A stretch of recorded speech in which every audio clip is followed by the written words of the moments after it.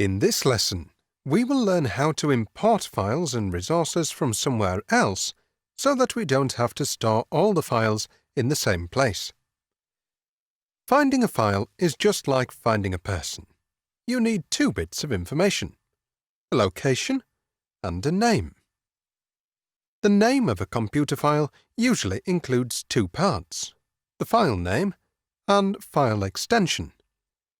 The file name extension is to specify the file type. The location of a file is described by file path, or URL, Uniform Resource Locator. URL describes the location of a file on the Internet. It's kind of like your address on Earth. A file path is the file location on your computer. It's kind of like your room location in your house.